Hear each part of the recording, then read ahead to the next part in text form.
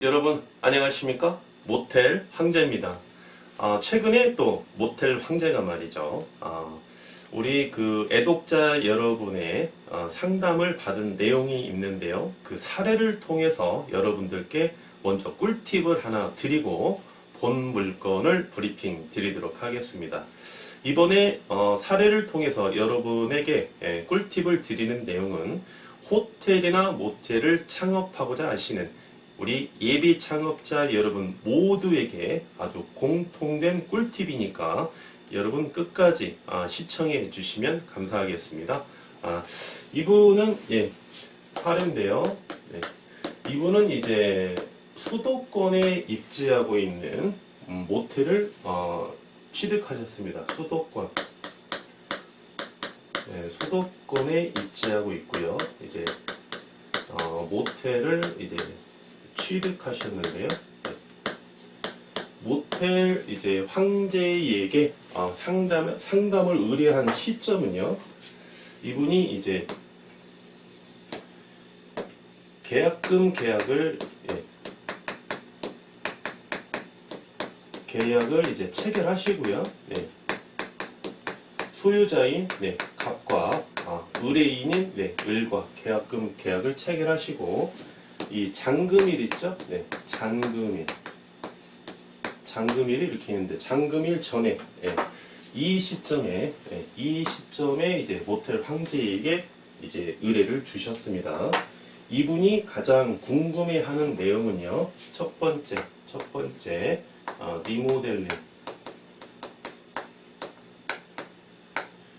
리모델링 시점이 굉장히 궁금해하셨고요.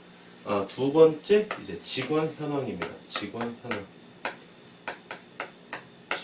현황에 대해서 이제 말씀해 주셨는데, 이 두 가지를 여러분에게 모텔 황제가 지금부터 아주 꿀팁을 드리도록 하겠습니다. 제일 먼저 이제 리모델링 시점인데요. 첫 번째 리모델링 시점. 이 리모델링 시점을 우리가 결정하는 데 있어서 가장 중요한 항목이 뭘까요? 체크를 해야 될 항목. 첫 번째는 월 매출이죠. 월 매출이 얼마가 나오느냐. 이게 가장 중요합니다. 우리 그 사례를 통해서 우리 그 상담을 신청하신 의뢰인께서는요. 오토 운영이 목적이십니다. 오토 운영이 이제 목적이시고, 오토로 운영하려면 월 매출이 어떻습니까? 월 매출이 3,500만 원 이상은 나와야, 월 매출 3,500만 원 이상은 나와야 오토가 가능하시죠. 해당 물건은 월 매출이요. 자료를 이제 확인했다고 하세요. 월 매출이 4,500만 원 이렇게 나왔다고 그럽니다. 자료를 확인해 보니까. 근데 이제 모텔 황제가 이제 해당 물건이 이제 자료가 있어서 확인해 보니까는요. 4,500만 원까지는 형성이 안 되더라도 한 3,500에서 한 3,700만 원 정도 이 정도 나온다고 이제 자료가 있더라고요. 그래서 이제 월 매출이 3,500만 원 이상이 나오느냐 아니면 그 이하로 나오느냐가 리모델링 시점을 결정하는데 아주 중요한 체크 항목입니다. 왜 그러냐면요. 오토로 운영을 하셔야 되는데 월 매출 3,500만 원 이하가 나온다면 원칙적으로 오토로 운영하기가 어렵죠. 물론 이제 오토로 운영은 가능한데 수익률이 평균 수익률 이하로 우리가 누릴 수밖에 없기 때문에, 그래서 이제 3,500만 원 이하일 때는 오토 운영이 어렵다. 그래서 이제 월 매출 이 체크가 굉장히 중요합니다. 두 번째는 말이죠. 두 번째는 이제 개별 분석을 하셔야 돼요. 개별 분석. 해당 물건 내부에 물리적 하자가 있는지 없는지 이거를 확인해 보셔야 되겠죠. 물리적 하자.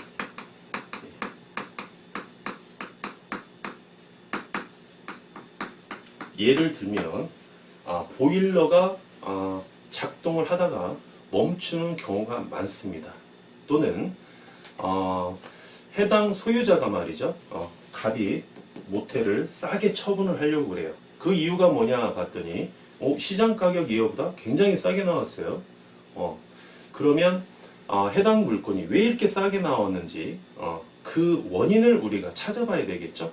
그래서 이제 모텔 황제가 급 매매의 물건은 다 좋은 게 아니다. 그 원인이 무엇인지 반드시 분석할 필요가 있다라고 말씀드렸지 않습니까? 그래서 어떤 물건이 이런 경우도 있어요.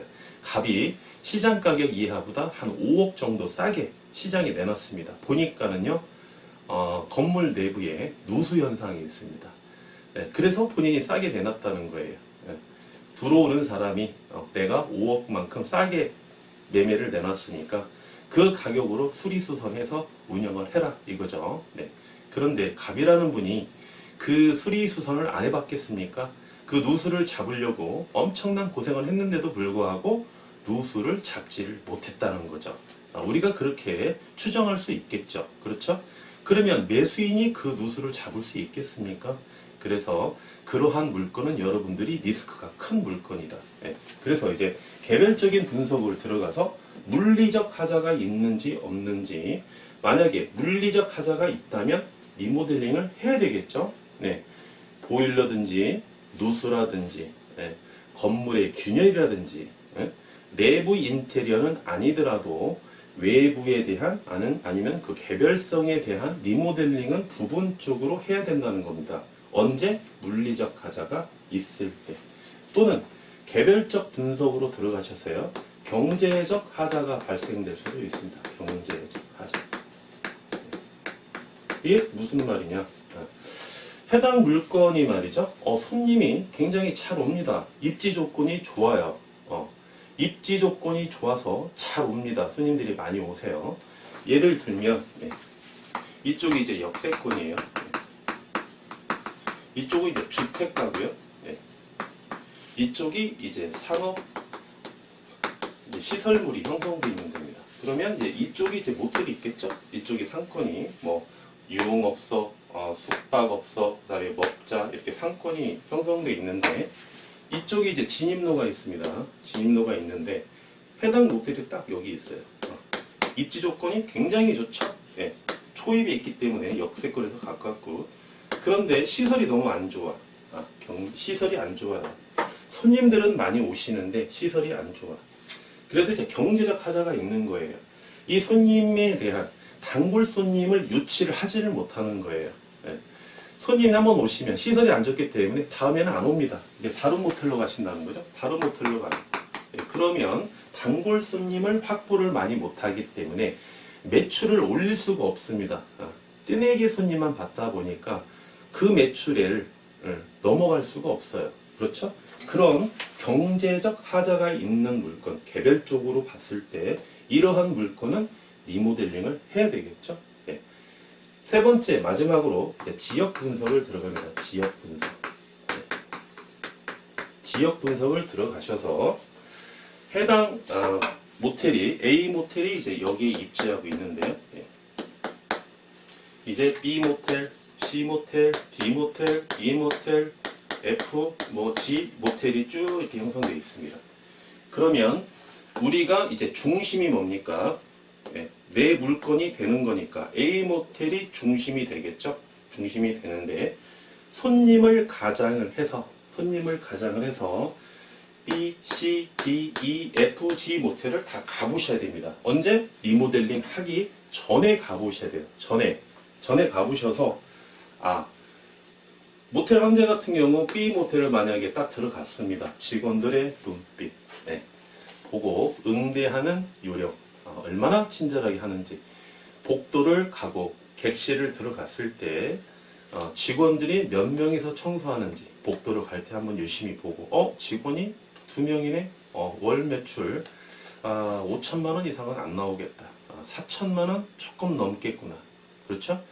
객실 내부에 들어갔는데 청결 상태를 봅니다. 청결 상태, 그 다음에 시설 상태 모든 상황을 보는 거죠.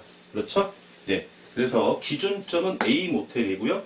그러한 방법으로 B, C, D, E, F, G 모텔을 다 가보셔야 됩니다. 다 가보셔서 해당 모텔이 매출이 얼마 정도 나오는가 유추해 내시고요. 방문을 통해서 모르면 모텔 황제에게 연락해 주시면 모텔 황제가 자료가 있으니까 여러분에게 다 말씀드리죠. 네. 매출이 얼마가 나오는지, 시설 상태는 어떻게 되어 있는지, 네. 시설이 굉장히 최근에 리모델링을 할 물건인지, 노후화가 많이 된 물건인지 이런 것도 파악하시고요. 그 다음에 인테리어 있지 않습니까? 인테리어가 20대를 위한 인테리어인지 30대, 40대, 50대, 60대 이상의 어떠한 수요층에게 맞는 인테리어를 실시를 했는지 다 보셔야 됩니다. 다 보시고 그 다음에 이제 해당 상권이 있지 않습니까? 이쪽 해당 상권의 주 수요층이 20대인지 30대인지 40대인지 50대인지 60대 이상인지 이것도 다 분석을 해 보셔야 되겠죠? 그렇죠? 예. 그리고 이제 의뢰인께서 취득하신 A 모텔이 현재 소유자에게 이제 여쭤봐야죠. 주 수요층이 어떻게 형성되어 있습니까? 예. 그러면 우리 모텔은 주로 20대가 많이 오는 모텔입니다. 그러면 뭐 20대가 100% 나는 양이 있고요. 20대가 거의 70% 가까이 온다 뭐 이런 이야기겠죠. 네, 그러면 해당 상권도 거의 20대가 많은 그러한 상권이라고 보면 되겠죠. 그래서 그러한 상권 내에 있는 각각의 모텔을 직접 방문하셔서 이러한 현황을 구체적으로 분석하실 줄 아셔야 된다는 거예요. 그게 바로 지역 분석이죠. 지역 분석. 그래서 이제 해당 모텔이 가장 경쟁력이 있는 모텔이 B와 G 모텔이라고 한번 가정을 해보겠습니다. 여기는 노후화가 많이 됐어요. 이 네 개는 현재 매출이 한 4천에서 4,500만 원 정도 나온답니다. 그러면 현재 경쟁 상대 모텔이죠. 근데 리모델링을 실시하게 된다면 B 모텔과 G 모텔이 경쟁업소라고 판단이 됐어요. B 모텔은 매출이 한 달에 6,500만 원씩 나오고 있고요. G 모텔은 매출이 7천만 원씩 형성되어 있는 모텔입니다. 그러면 A 모텔이 리모델링을 추진했을 때는 얼마의 목표를 가지고 리모델링 투자 자금을 설정하셔야 될까요? A 모텔은요, 최소한 8천만 원, 월 매출 8천만 원이 나올 수 있게끔 리모델링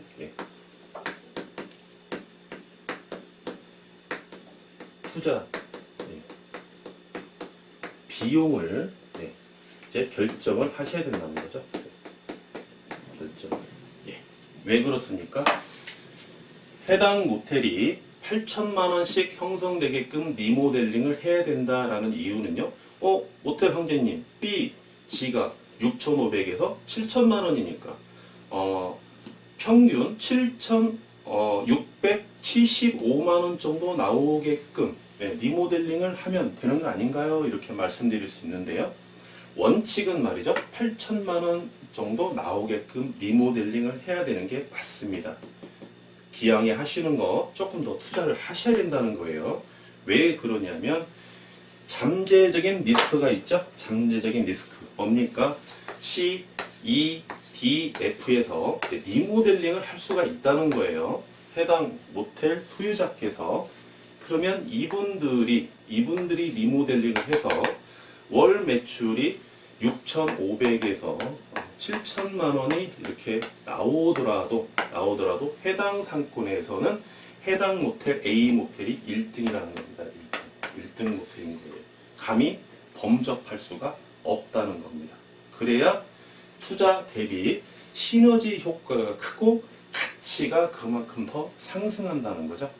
똑같은 모텔의 매출만큼의 리모델링 비용을 투자했다면 여기도 똑같은 대상으로 하게 되면요. 경쟁업소가 어떻게 됩니까? 해당 모텔 A, B, E, G, 그 다음에 리모델링을 한 모텔까지 최소한 4개가 경쟁업소가 되는 거예요. 물론 이제 리모델링에 대한 감가는 각각 다르겠지만, 그렇죠? 그래서 리모델링 시점을 평가할 때는요, 월 매출, 개별 분석, 지역 분석, 리모델링 투자 비용까지 결정하셔서 그 시점을 정해셔야 된다 이겁니다. 예. 단순히 내가 현금 확보가 되기 때문에 단순히 현재 매출이 4,500이 나오니까 내가 한 6,500만 원 정도 매출을 올리면 내가 기회비용 이상만큼의 수익률을 더 창출할 수 있겠구나. 이렇게 단순하게 개별적인 분석만 들어가지 마시고 지역 분석까지도 전체적으로 확인을 하시고 리모델링을 하셔야 된다. 이렇게 말씀드렸습니다. 해당 물건으로 다시 돌아오셔서요. 현재 매출이 4,500만 원이라고 의뢰인께서 확인을 하셨다는 전제하에 말씀드리면 해당 물건은 현재 리모델링 시점은 아니다. 이렇게 보시는 겁니다. 왜 그렇습니까? 월 매출이 4,500에서요. 4,500에서 8,000, 이거는 이제 예를 들어서 말씀드린 거고요. 해당 상권 같은 경우는 한 6,500 정도, 이 정도 리모델링을 하게 되면 나옵니다. 매출이. 이제 얼마를 투자하느냐에 따라서 결정될 수 있겠지만, 정상적인 투자 비용을 투자를 하신다면 이 정도는 나옵니다. 매출이. 그런데 매출이 2천만 원만 상승하는 거예요. 2천만 원. 그렇죠? 예. 투자 비용 대비 월 매출이 2천만 원밖에 상승을 안 하기 때문에 기회비용에 대한 리모델링 시점은 아니다. 이렇게 보시는 거예요.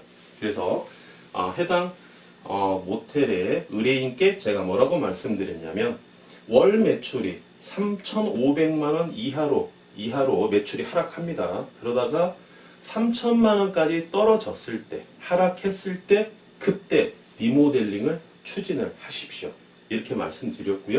현재 시점에서는 B, C, D, E, F, G 모텔을 다 한번 가보십시오. 그랬습니다. 대실비 2만 원씩 투자하셔서 전 다 가보시라고 그랬어요. 전부 다. 다 가보시고 그 다음에 사진까지 다 찍어 놓으시고 이미 알고만 계시라 이겁니다. 그리고 나서 향후에 리모델링을 실시를 하시는 시점이 도래했을 때 월 매출이 그렇게 하락하는 시점이 도래했을 때에는 다시 한번 또 해당 모텔을 다시 한번 가셔서 어느 모텔이 리모델링을 했는지 아니면 그대로 보존하고 있는지 확인하시고 리모델링 비용을 그때 적정한 리모델링 비용을 결정을 하셔서 투자를 하시라 이렇게 말씀드렸는데요. 리모델링을 또 계속 하고 싶답니다. 예, 그래서 정하고 싶다면 이 잔금일 있죠? 예, 잔금일. 잔금을 치르는 날 진정한 이제 소유자가 되시고요. 이날부터 이제 영업을 시작하시는 거죠. 의뢰인께서. 그래서 이제 잔금일부터 일정한 기간 동안 일단 운영을 먼저 해보시라고 그랬습니다. 잔금일날 잔금하시고 바로 문 닫고 리모델링 지금부터 준비하셔서 리모델링은 하지 마시고 준비만 하셨다가 운영을 한 2달 정도 운영을 해보시고 월 매출이 어느 정도 나오는지 확인하시고 개별적인 분석도 더 해보시고 지역적인 분석도 더 해보신 다음에 이 시점에 리모델링을 해도 무방하다 이렇게 말씀을 드렸습니다. 리모델링은요 늦게 하면 할수록 유리합니다. 리모델링은 왜? 하는 시점부터 감가가 발생되기 때문에 우리가 자동차를 우리가 취득을 합니다. 자동차를 샀어요. 내가 현금을 주고 할부를 주고 자동차를 샀습니다. 내가 키를 시동을 걸고 나서 악셀레이터를 밟으면서 10m 전진하는 순간부터 감가가 발생이 되는 거죠. 똑같습니다, 여러분. 그래서 리모델링은 늦게 하면 늦게 할수록 좋다. 그게 왜 그렇습니까, 여러분? 늦게 하면 늦게 할수록 좋다는 게 여러분이 취득 시점이에요. 언젠가는 매도 시점이 도래하겠죠? 처분하는 시점이 도래합니다. 이 기간이 이제 보유 기간이에요. 보유 기간인데 취득 시점에서 가까울수록 리모델링을 하면 소유자께서 불리하시고요. 매도 시점에 가까울수록 리모델링을 하시게 되면 매도인께서 유리하겠습니까? 불리하겠습니까? 네. 매도 시점에 가까울수록 리모델링 하는 것이 유리하겠죠? 단, 조건은 있겠습니다. 보유 기간 동안 월 매출에 의한 일정한 수익, 내가 본인이 원하는 일정한 수익률이 창출된다는 가정하에 취득 시점에 가까운 시점보다 매도 시점에 가까운 시점에 리모델링을 하는 게 유리하다. 그렇죠? 왜? 이때 매수인, 그죠? 이때 매수인에게 호감된 물건, 매수인이 요구하는 요건에 충족이 되는 물건이야만이 매도 시점에 처분하기가 더 쉽다는 거죠. 네. 그러면 이분이 원하는 것이 무엇일까요? 리모델링 상태가 최적화되어 있진 않더라도 이때 리모델링을 했어요. 그럼 최적화됐겠죠? 하지만 최적화됐지는 않더라도 매수인이 원하는 시설만큼의 리모델링 환경이 조성되어 있을 때 매수인에게 좋은 물건이라고 매수인이 본인이 판단하겠죠. 네, 그래서 리모델링은 늦추면 늦출수록 좋다. 네, 이렇게 말씀드릴 수 있겠습니다. 지금은 이제 이분이 이제 거의 이제 취득을 잔금을 하시고 아마 운영을 하고 계실 건데요. 아마 조만간 또 모텔 황제에게 또 의뢰가 또 오실 것 같습니다. 그래서 뭐 이제 이 두 가지 말고도 뭐 법률적인 문제, 세무 관련 문제도 모텔 황제가 상담을 많이 해드렸는데요. 모텔 황제는 말이죠. 숙박업소, 호텔과 모텔에 대한 모든 부분에 대해서 여러분께 무료로 상담해드리고 있습니다. 예, 그러니까 여러분들 부담 갖지 마시고요. 현재 보유하고 있는 사업자 여러분 또는 예비 창업자 여러분 꼭 모텔 황제에게 중개를 의뢰하지 않더라도 여러분께서 궁금한 사항이 굉장히 많이 있으실 건데요. 뭐 법률적인 다툼도 많이 있으실 거고요. 세무 관련 내용도 많이 있으실 겁니다. 또는 호텔, 모텔에 대해서 가장 기본적인 이 아웃라인을 잡기 위해서 굉장히 이제 열심히 공부하고 계시는 우리 예비 창업자 여러분도 계실 건데요. 혼자 고민하시면 시간이 많이 걸리십니다. 그래서 모텔 황제에게 연락해 주시면은요, 모텔 황제가 언제든지 무료로 친절하게 상담해 드리고 있으니까는요, 전화 많이 주시고 모텔 황제가 호텔, 모텔에 대한 모든 부분에 대해서 여러분의 궁금증을 해소해 드리겠습니다. 네. 그 두 번째는 뭐냐면요, 직원 현황이죠. 직원 현황. 현재 직원이 카운터 직원이요, 2명이 있고요. 네.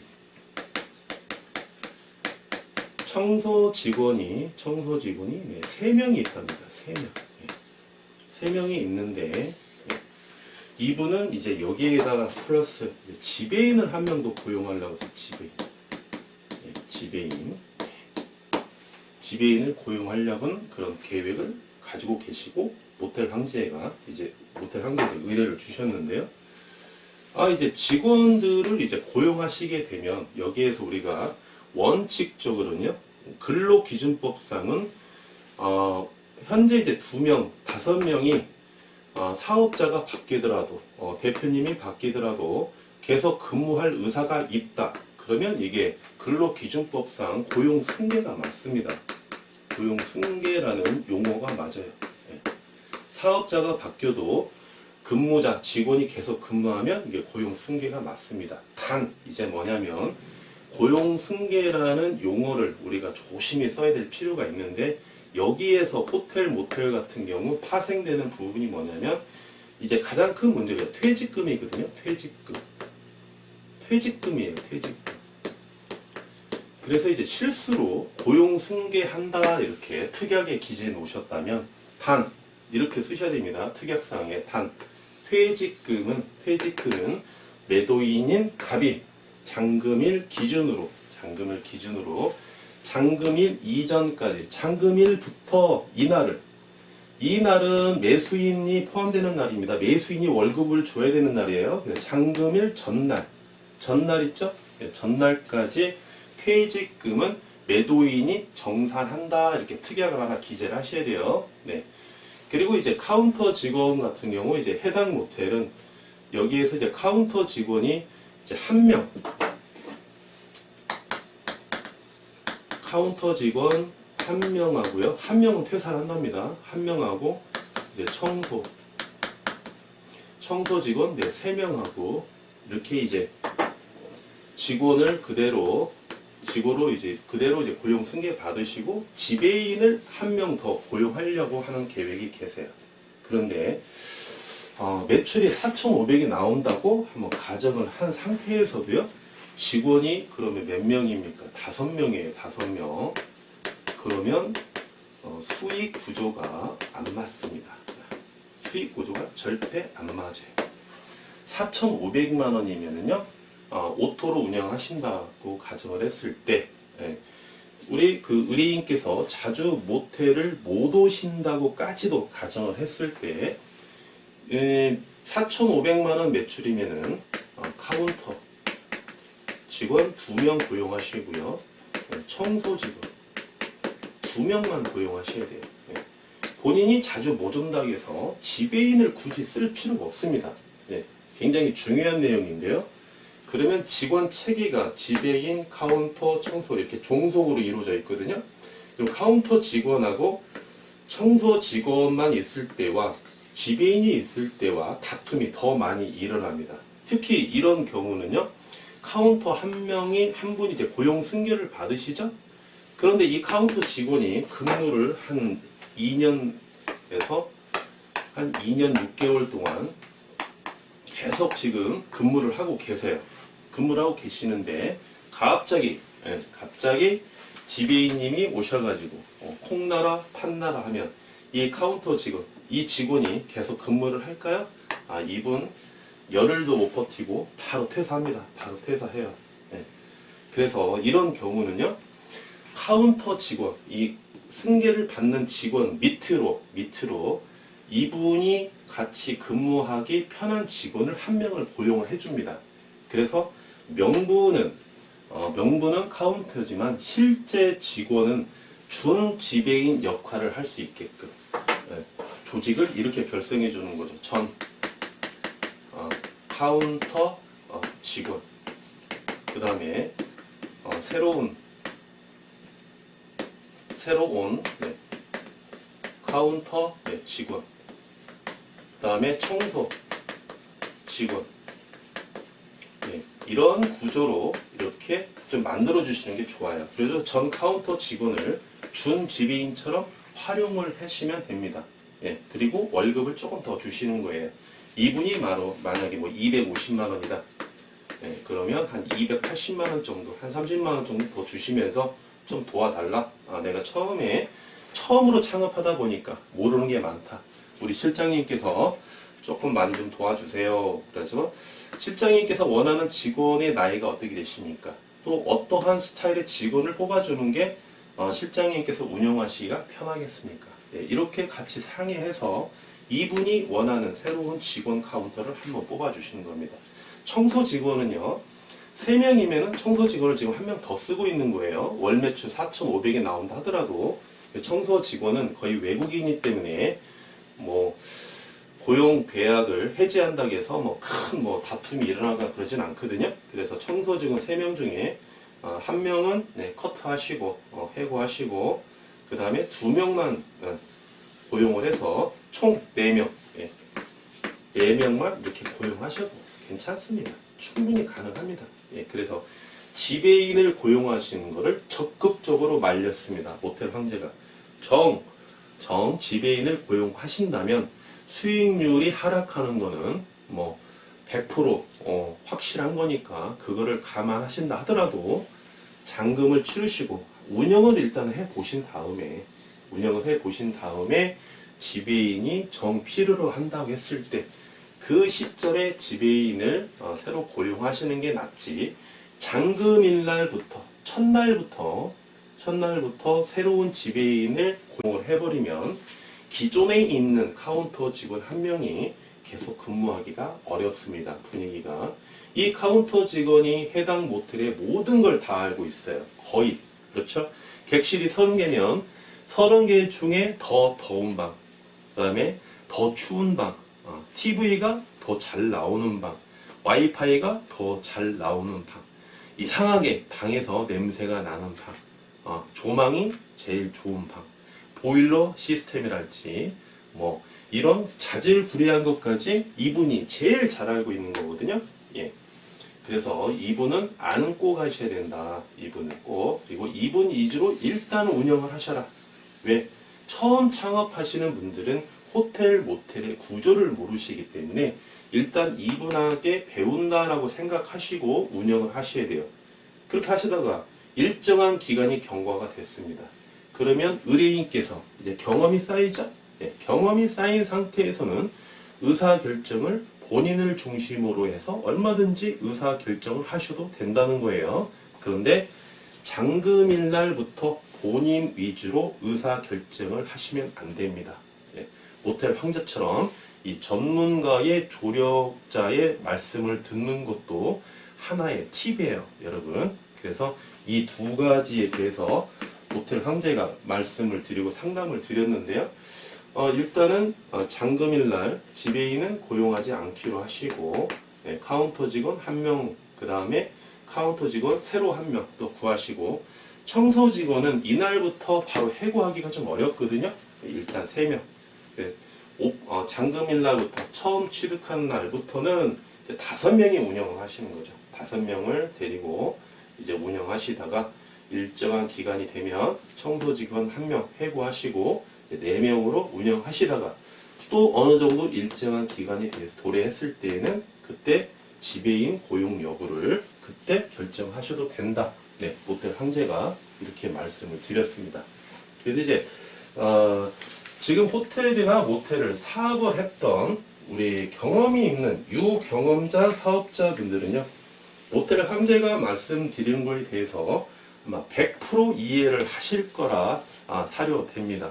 하지만 처음 모텔이나 호텔을 운영하지 않았던 예비 창업자 여러분께서는요, 모텔 황제가 드리는 말씀에 대해서 이러한 구조로 우리가 운영을 해야 되겠구나, 이러한 시점에 대해서 우리가 결정을 해야 되겠구나 라고 꼭 체크하셨다가 진짜 그러한 시점이 도래했을 때 모텔 황제에게 한 번 더 연락해 주시면 모텔 황제가 더욱더 정확한 시점, 네, 송곳 같은 더욱더 정확한 시점에 대해서 꿀팁을 더 드리도록 하겠습니다.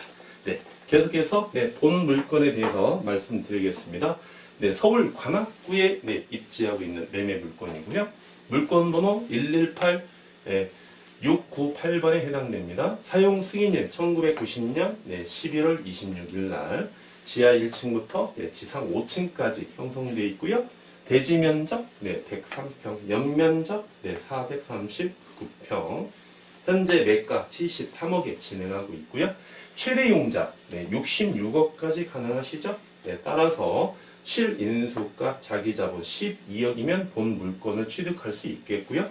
월 매출이 상당히 잘 나옵니다. 월 매출 1억씩 이렇게 형성되어 있습니다. 객실수 42개, 주차는 일부 가능하시겠고요. 용도 지역은 상업지역 중에서도 일반 상업지역에 입지하고 있죠. 공시지가 한 평당 2,572만 2,313원에 해당되는 서울 관악구에 입지한 매매 물건 현황입니다. 해당 물건의 소유자께서는요, 2016년 5월 13일 날 소유권을 취득하시고요. 현재까지 직영 중으로 운영하고 계시고 있죠. 직영 중입니다. 그리고 이제 해당 물건의 또 가장 큰 특징이 2호선 초역세권에 입지하고 있습니다. 초역세권에 입지하고 있다. 2호선도 네, 상당히 중요하고 초역세권도 상당히 중요하죠. 네. 얼마 전에 이제 수능을 마쳤는데요. 우리 고3 수험생 여러분도 이번에 시험 보느라 굉장히 고생 많으셨습니다. 앞으로 본인의 큰 꿈을 키우기 위해서 보다 많은 노력도 하시고 또 성취하시기를 바라겠고요. 우리 이제 수험생 여러분들에게 우리 선생님들이 많이 하시죠. 대학교를 다닐 때 2호선을 타고 다녀라. 2호선으로 갈 수 있는 대학교를 입학하라. 뭐 이런 이야기를 많이 하시는데요. 호텔, 모텔도 역시 마찬가지입니다. 이 같은 역세권인데요. 2호선을 누릴 수 있는 역세권이냐 아니냐에 따라서 그 가치가 좀 달라집니다. 네, 그래서 해당 물건은 2호선 역세권이면서도 초역세권에 입지하고 있다. 네, 이렇게 말씀드릴 수 있겠습니다. 그렇다면 집가 상승률이 전국 대비 상당히 평균 집가 상승률보다 굉장히 높게 누릴 수 있다. 이렇게 볼 수 있겠죠. 네, 해당 물건의 이자 지급액과 기대 수익률 한번 살펴볼까요? 네, 이자 지급액. 최대 융자 66억을 우리가 레버리지 효과를 누리신다. 이렇게 한번 가정을 해보시면 이자율은 4.3% 이렇게 보시면 되겠고요. 1년에 이자가 2억 8,400만 원. 그러면 우리가 한 달에 얼마의 이자를 부담해야 되느냐? 2,365만 원의 이자를 부담하시면 되겠습니다. 네, 두 번째로 우리가 기대 수익률 봐야 되겠죠? 네, 기대 수익률. 초기 자기 자본 12억을 투자하시는 창업자 여러분을 기준으로 해서 우리가 기대 수익률을 살펴보시면은요. 12억을 투자했을 때 월 매출 1억 중에서 월 순수익은 3,200만 원 이렇게 보시면 되겠고요. 네, 12개월로 우리가 곱해 주시고 이렇게 비율로 환산해 주시면은요. 기대할 수 있는 수익률은 32%. 아주 수익률이 높게 형성되어 있죠. 네. 집가 상승률이 확실한 이런 지역에서도 보유 기간 동안 32%의 고수익률을 누릴 수 있고 향후에 처분 시점이 도래했을 때는 집가 상승분 대비 시세 차익을 누릴 수 있는 자본 이득을 누릴 수 있는 그런 상당한 메리트가 있는 물건이다. 네, 이렇게 평가할 수 있겠습니다. 본 물건에 대해서 더 궁금한 사항이 있으신 우리 예독자 여러분께서는요. 모텔 황제에게 연락해 주시면 보다 친절하게 상담해 드릴 것을 약속드리겠습니다. 감사합니다. 지금까지 모텔 황제였습니다.